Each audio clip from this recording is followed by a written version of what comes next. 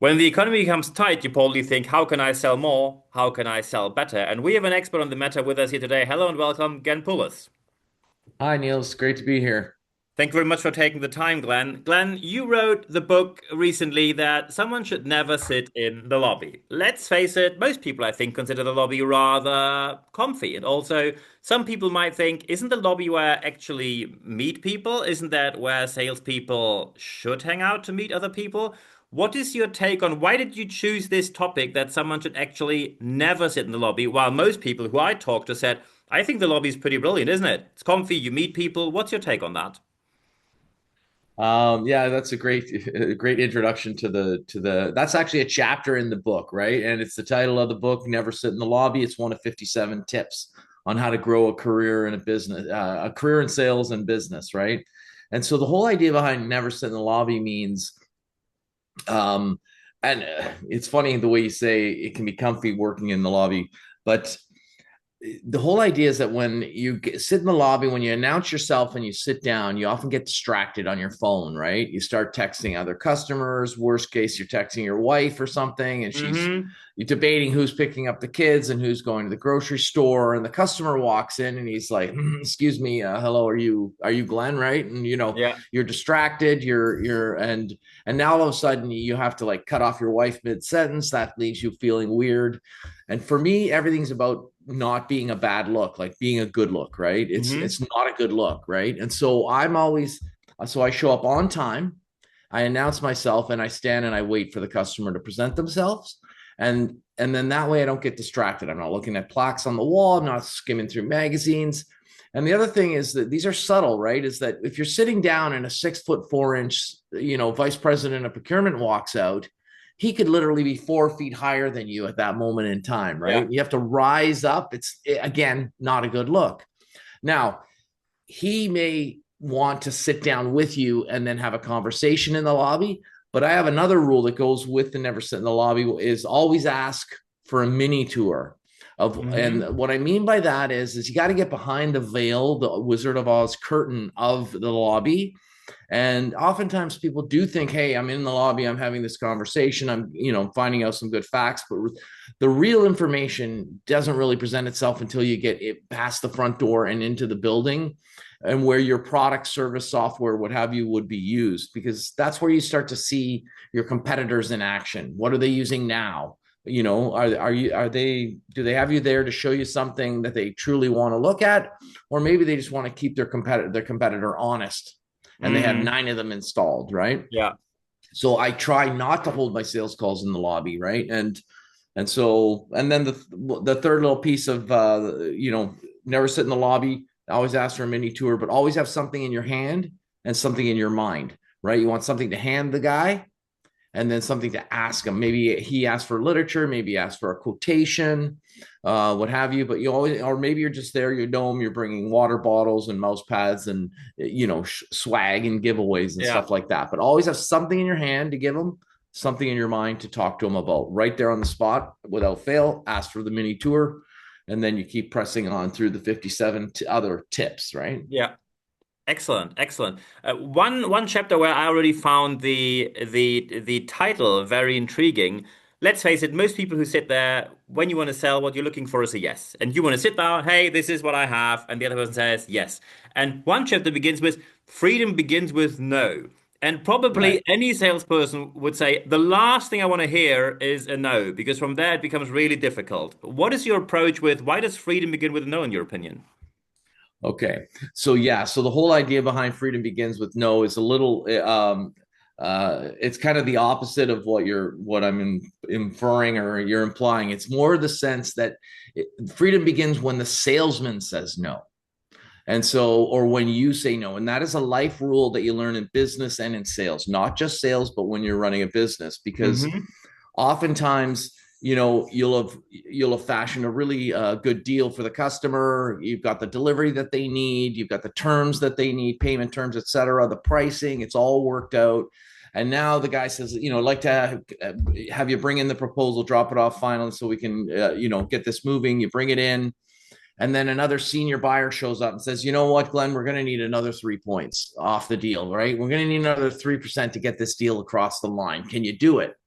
And a lot of, junior salespeople or inexperienced people, they kind of get scared at that moment.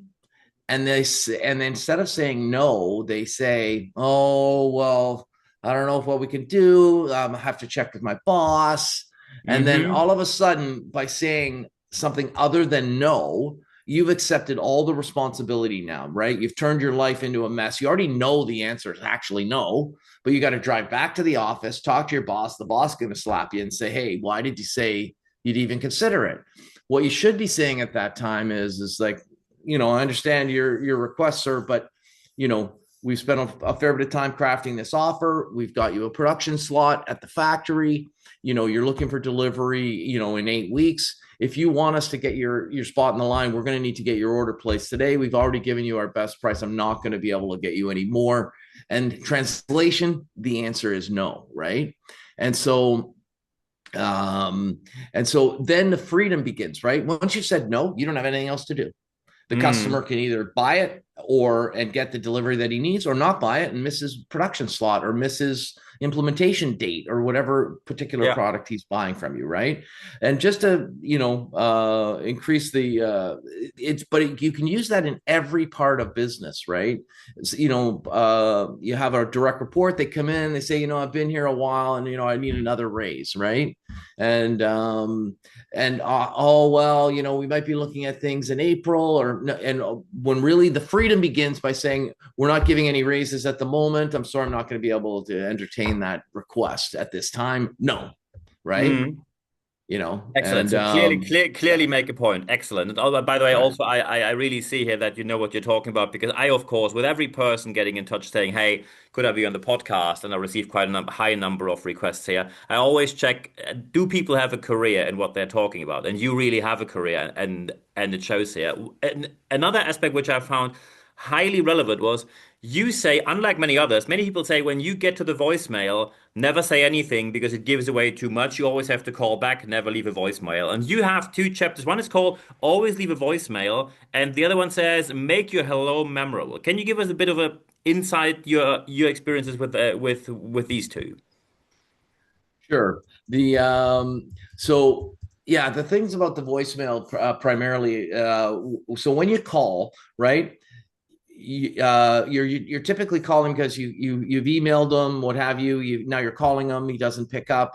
And so my typical strategy is I leave a voicemail that's 20 to 30 seconds long, not too short, not too long. If it's less than 20 seconds, for instance, when I see my voicemails on my phone when I come back, if they're less than 20 seconds, I delete them because I Mm-hmm. assume that they're hangups and what have you, right? Nothing, and unless I see it's the IRS calling or something. Yeah, then probably Maybe you I should might listen to listen to that that, right? voicemail at least. Yeah, If you don't listen yeah, to that but voicemail, they definitely get back to yeah, you in one way or the other.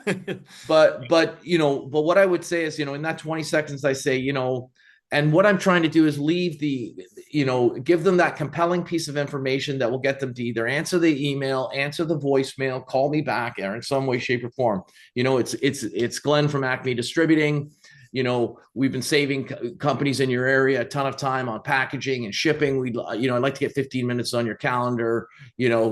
I'll call you back in tomorrow, and I'm going to send you another email. Right now, you've got three or four. You sent the first email, you called them, you left a voicemail, you followed up with another email, and you called them again in a few days. That's 3, 4, 5 touch points, right? And a lot of times you need to get to like 7 or more before you really enter their saying, right? Hmm. So, and making your hello memorable. So there's two parts of it.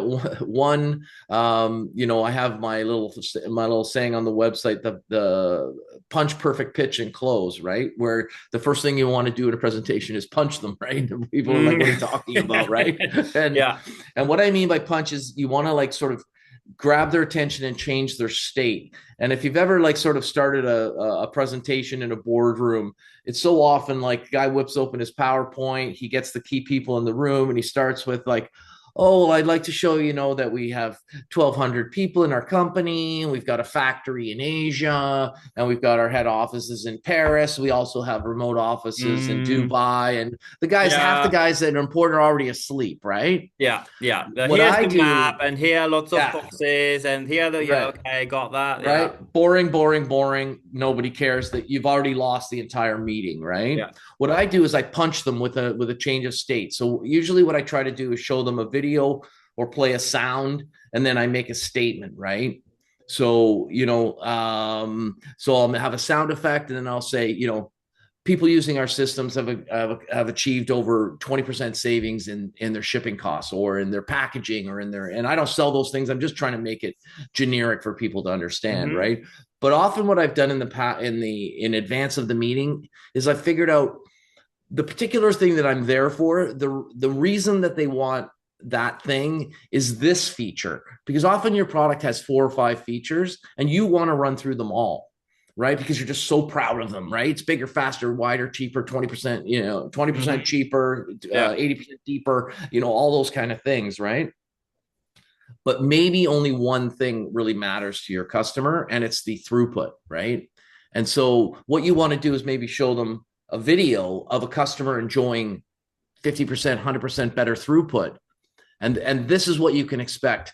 And so you're kind of punching, and now you've got their attention. Wait, where is that? Where is that plant? Where is that office? Where is that, whatever, right? mm-hmm. And then the perfect pitch, you tell them what you use the Goldilocks principle. You tell them what you're gonna tell them, and then tell them what you told them. You tell them Yeah, in sections of 3, right? Break it down into the good, better, best. But everything should always be broken down into points of 3, and and then at the end, you've done it right when they say to you something like, "How much does it cost?" or "How long does it take?" Or those kind of things. If they're not doing those kind of closing signals and you have to close them, you probably have failed somewhere along the way, and you may need to step back and redo it, right? And so yeah, that's about strong opening lines. But just in general, about strong opening lines, you just want to be confident and grounded. You want to be knowledgeable about what you're there to talk about, and you want to know how it's relevant to them. And I like to be energetic, I like to be bold, but at the same time, rapport. As you get deeper in my book, you realize rapport is very important to me, and you want to be warm and human and empathetic, right? yeah. And And so also, what really stuck with me is yes men get no respect. That is probably that's a right. line that will go down in sales because I have a sales background and I probably haven't heard that ever. And that's I think a very, Right. very, very strong line. Yes men get no respect. So when someone is now sitting there and thinks, I'm just starting out in sales. So if I just ask with your experience, your wisdom, everything you did so far in your sales life, your top 3 aspects when someone says, I want to become a better salesperson, besides, of course, one being buy this book, obviously, what are the other 3 top tips you would give someone who's probably rather junior in their career and want to excel in what they do in sales at the moment? So, the first thing about being a salesperson is you want to be curious, right? You want to be curious about the products. There's a chapter called greed-based learning, which is a little gamification I use on how to learn products and remember the key facts. And so you need to be curious about things, right? So the other thing is you have to be disciplined, right? It's kind of like getting up and doing the next right thing, right? Like the economy that I'm working in right now, I'm on my 3rd business. I sold one in Canada in 2022, and I bought a small company in the US, which I'm Mm-hmm. trying to grow, right? The company I sold was 80 million in revenue. And now, I bought a sub $5 million company in Florida, right? So I'm really walking the walk and talking the Yeah. talk myself. But what I've realized over the last 2 years of doing it is what makes the difference is getting up every day, going to work, and doing the next right thing, right? Am I Mm-hmm. boiling the ocean? No. Am I solving world hunger? No, right? Is every day a success? No. But when I look back upon how far I've come, in those 2 years, it's incredible, right? And so discipline is super important. And most people give up because it's painful, right? Oh, I don't want to make any more calls, and it's just such a grind, and or I don't want to do this, or I don't want to do that, right? Mm-hmm. And and the third thing is you need to be resilient, right? I mean, no. there's the old story, right? Like it takes 10 no, 9 no's to get the 10th one that's a Yeah. yes, right? So you should be thanking every person that says no, because you're just that much closer to getting a yes, right? Hmm. And so those are some of the things, but for people that I always like to try to be those are like sort of high level discussion points. But in the real world, I tell people, when you get a job in sales, the first thing you want to do in those first few months is figure out which brand you're selling. Are you selling the number one, two, three, four brand, whatever? If you're selling less than the number two brand, quit, get a better job, because you're wasting your time, right? You're way better off selling the top brands, because you still have to do the same amount of work or more for the lesser brands, and you're going to get a hugely less amount of the business, right? Mm. Because Pareto principle says that 80% of the people buy from 20% of the brands, right? Nobody got fired for buying HP or IBM or Dell or someone like that, Yeah. right? And so you don't want to be, they're explaining like, Micron computers, who's that? Right. I mean, I've never Mm. heard of them. Where are those built? Do they have any support? Whereas if you walk in and you're IBM, HP, or Dell, no one has to explain where the backing of those Yeah. particular products, right? And so you only have one life to live.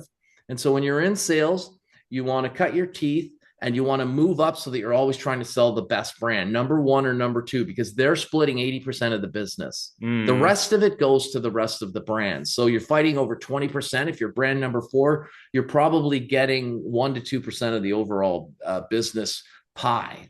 Yeah. Excellent. So when now someone says, well, I think Glenn could really be helpful for our organization, how can people get in touch with you to get your help? Just you can contact me on LinkedIn. My website, glennpoulos.com. LinkedIn is just Glenn Poulos is my handle on LinkedIn.